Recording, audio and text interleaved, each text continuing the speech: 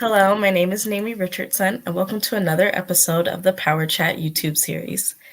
Today, I will be interviewing Savannah Benfield and Nicole Massey to discuss the crossroads and intersections of mental health and youth, both that are very important to our future as a community, while also having a conversation about overcoming our own challenges. How are you today, ladies? I'm doing good. Thank you for having us. I appreciate it. Of Yes, I'm course. well. Thank you. Thank you for having us. If you guys wouldn't mind introducing yourself, and then I will start. Okay, perfect. I can go first. My name is Savannah Benefield, and I am a current limited licensed social worker working on becoming fully licensed. And I am a clinical therapist. I work with youth, young adults, and adults who kind of their main focus is depression, anxiety, some trauma, and working through life transitions. So it's really exciting. Every day is kind of different. It's like no one is the same. So that's like the best part of the job. You never know what to expect. I received my undergrad from in social work from Oakland University, and then my graduate degree from Madonna University in social work as well. And my focus is on mental health. That's wonderful. Thank you so much for being here. Awesome. Well, my name is Nicole Massey. I'm from Detroit, Michigan. I currently work in the field of education. I've been working in education for 23 years. I am a communications and media instructor currently for middle school students. I also work with high school students. I also serve as a mentor, and I am a dance instructor at the school as well for the middle school students. That's great.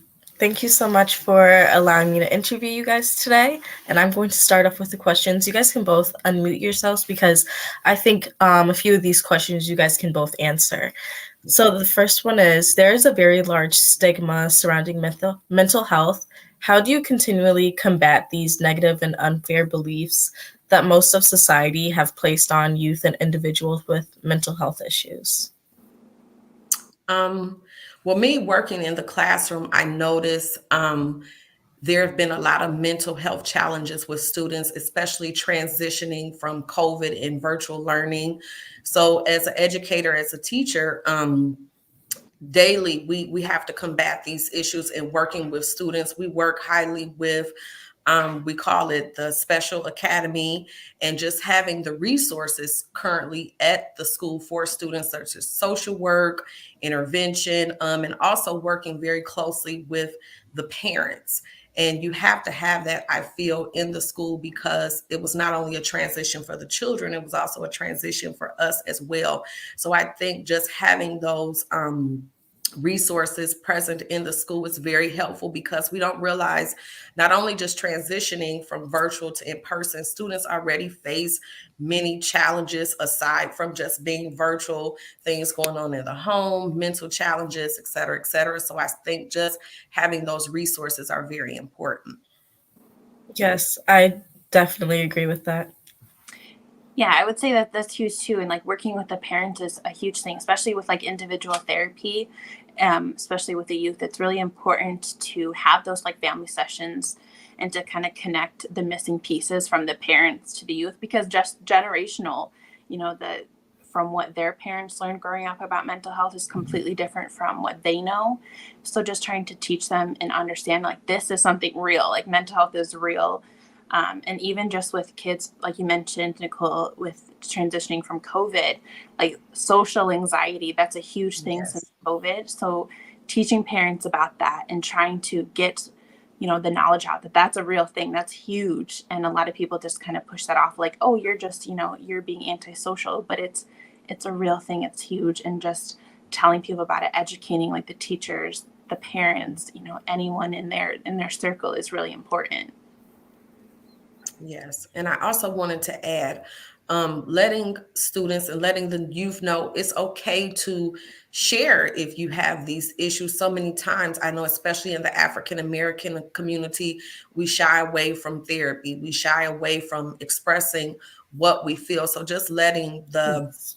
students know that it's okay to share. I know one way I start my class is off when the students enters, just asking them, how is your day going? Just having those simple conversations is so important. And just simply sometimes saying good morning and how are you? And you look nice. One thing I do with the ladies is, hey, beautiful, hi, beautiful, because so many of the kids feel these challenges of the way they look, and it affects the way they feel. And then ultimately, sometimes it affects the way they perform. So I think just giving them that uplift and that push daily, every single day, just letting them know that you do mean something. And it's okay to share if you have certain feelings. Yes, I definitely believe that. I think it's really important to encourage students and just letting them know that when they come to school, it's a safe space. Yes. So the next question is, growth and change is not something that is easy to come by, and neither is acceptance of yourself. What is your experience with accepting yourself and the first 3 steps that helped you be more open to growth and change? Well, I'll go first. Okay. Oh my goodness, that's a good question. Thank you. So I'm gonna first take it back to my youth, and I'm gonna be honest. I had many challenges growing up. I was real thin, like I was super duper skinny, and I hated it. And so that was one thing for me, trying to just self-care is so important. And I thank God for my mom, because she always used to say, you're beautiful just the way you are. So I think growing up, and now I'm 44 years old, just really understanding what self-care really is and how to love myself. And that was so important for me. Also being a domestic abuse survivor, overcoming those challenges and having to combat building yourself up again, if I could say that, was very challenging. But just knowing how to do self-care and appreciate yourself. Yes, I love that. Self-care is huge. I just want to like add for myself, kind of talking about youth in school. I really struggled with finding myself and really being like, okay, this is who I am. I fit in with these people. But I didn't realize that at the time that I was like experiencing that. And then once I kind of got to college, I was like, wow, these are my people. I love this. Like I relate to people in the social work field. I feel so connected. So I think it's like kind of talking to kids nowadays that like these people won't always be, the people in your life. You're going to grow, you're going to have new experiences. So keeping that in mind. And something for me that kind of helped me is like doing daily affirmations, like telling myself like I'm strong, I'm kind, I'm a good person. Self-care, like you mentioned, and also just looking up to like a positive influence in my life that really just like makes me feel good, makes me laugh, makes me just, feel happy inside. And that would be my sister. So just looking up to her and having that, that person in your life that's your support is a really big thing to help you find yourself along the way. Yes, thank you. Yeah, I think middle school and high school is definitely a struggle for me. I grew up in like a huge family, so we were always moving around a lot. And I also had like a tough childhood. So I think it's really important. Accepting myself is a long journey that I'm Yes. slowly taking, but I'm really happy. And I really think that it's important for everyone to start that journey soon. Yes. I agree. So youth is very important in our community. I grew up with 5 brothers and 3 sisters. How should parents, older siblings, educators, and mentors listen to their youth when they ask for help? And what are some signs that they are asking for help? So for me, being a parent, I have a 23-year-old and I have a 10-year-old, which is a really huge gap. But just being able to listen. And I love the fact that Naomi said the journey of learning. And I think every day I'm still learning to be a parent. At the time when I was parenting my older son, it's much different to now, the time of my 10-year-old. But I think some signs, sometimes students or even children who really need to express themselves, they'll shut down. They may not communicate that they have something to express or that they're feeling something. With my own children, of course, it's easier because I'm their mother. I know them. but also with my students, I think building that foundation and that community in your classroom where students feel comfortable to come and talk to you. I found myself, I'm always on hall duty in the morning. And so I get the young ladies who come in, and we know as ladies, if our hair is not done a certain way, it kind of determines the flow of your day. So I've had to, girls are coming in and they got their hoods on, and I'm like, what's wrong? Good morning. Why you got your hood on? And oh, my hair not done, Miss Massey. So one thing I've done, just as simple as keeping edge control gel and brushes in my closet. And I found myself just simply helping them do their hair, just to help them make their day. So I think being able to build a relationships with children at home and school where they feel comfortable to come to you and talk, because you may not always see the signs, and sometimes it's too late. And so just having those conversations in the beginning and not waiting till late. Yes. Yeah, that's huge. Having those conversations, like talking with the parents, and something like you mentioned, just feeling shut down. I think that's like a huge sign, Justin, too. Like when I do therapy, when they come in, if they're feeling shut down or like they're like, everything's fine, they don't want to talk. I'm like, okay, then they have their walls, their barriers up. So something's kind of going on. Or if they generally are just like angry and irritable, that's kind of sometimes a sign that something's going on as well, and they don't know how to process it. So it's just coming out in anger or frustration. So trying to like sit down with them and, also giving them that space, because maybe they're not ready to talk or, to unload to you. They don't trust you yet. So building that, or allowing, to build that, like that environment, giving them a comb, like you said, doing those things to really help them trust you. And then like, okay, I can open up to you. I can tell you. And then hopefully at that point, then you're like, okay, can we start bringing in your parents? Can we connect, the bridge pretty much to get everyone on board? And then it kind of helps, close that gap and have them be able to open up, like you said, before it's too late. Yeah. And I think giving students, for me, and this is something I do, I give them my phone number, or I tell them, you can call me, you can text me at any time. Also, if the student doesn't feel comfortable talking in a conversation, you can write it down. I tell them to journal, have a journal where you can share it in your journal, or write a note to someone. Even with their parents, I tell them, if you don't feel comfortable, because I find, and I think Savannah could probably talk about this, like she said, parents before and the children now, mental health was totally different. So a lot of times the parents don't understand what the child is going through or how to help the child. And so sometimes the parent may need the assistance as well. I know I've been in that boat where I've needed assistance from a therapist or from a social worker to tell me how to deal with something that my child may have been going through at home. Yeah, I think it's really important to do it now and not later. Our generational trauma is a real thing. And I think that, mental health is for me, it's like one of my biggest, like, important, like just something that like I hold really dear, especially like when I see my students, when like as an older sister, as someone who has a lot of friends, it's really important. So, Nicole, you engage students in media arts and dance. What are some projects that they have done that you are proud of? Wow. So the students at the school, they're called the media team.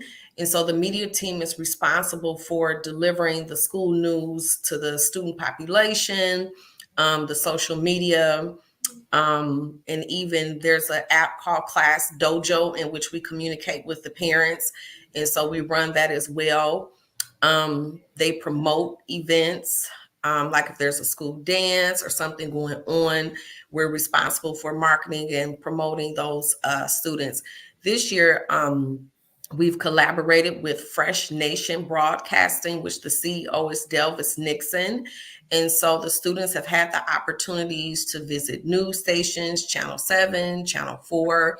Just recently, one thing that I was very proud of the students, they conducted interviews at the Women's Leadership Symposium, and they were able to interview the panel. They were able to interview the guests that were there. They did the photos. We were considered the press. And normally at those events, they have the actual media come in, but the children were gifted that opportunity to be able to serve as the media of the press. So I was very, very proud of them in the way they conducted themselves, the way they were very professional. And I think they did an awesome job. That's great. I love that. Mm-hmm. So this is our last question, and this is my favorite question. What would you tell your younger self 5-10 years ago if you were in front of them, if you saw them down the street, and anything? What would you tell them if it was you 5 years ago or 10 years ago? Savannah, you want to go? I got to think a minute. Sure. Yeah. I think the first thing that came to my mind is just being kind to yourselves and to laugh, to like belly laugh, and just to like have those feel good moments with yourself, with your friends, with your family. I think so many times we are so hard on ourselves and we're like, oh, I didn't do that, or, I got a B or a C, or, I didn't end up, cleaning the kitchen like I was supposed to that day. Just saying like, hey, maybe today my social battery was at 0 and I had nothing else to give. So just saying like, hey, it's okay. We're going to do that tomorrow. And just telling yourself like, I'm kind, I am strong, I am a good person, instead of tearing yourself down, because that makes a huge difference. Yeah. Wow. It's funny you asked that question. That was one of the questions that the girls had at the symposium to ask the guests. I kind of going with Savannah said, one positive affirmation that I use. I don't know if you guys saw the movie The Help. And so she was saying, you are smart, you are kind, you are important. So I guess if I could go back and tell my younger self that, you are smart, like she said, be kind, and you're always important no matter what anybody thinks. Just to think of yourself and be confident, because I know when I was younger, like I said, I talked about that. I loved myself, but at some points, I maybe lacked confidence and I needed that uplift. And that's where my mom, I looked up to her. So I said, just knowing that you are important, that you are somebody, and that you do matter. That's amazing. That really is amazing. I want to answer this one for myself because I think, turning 21 is a big step. And I feel like if I was to talk to my younger self, I would probably just tell her to like let go of any guilt or shame that she has, because I think that's just something that can consume youth. And it's like a really hard thing to get out of.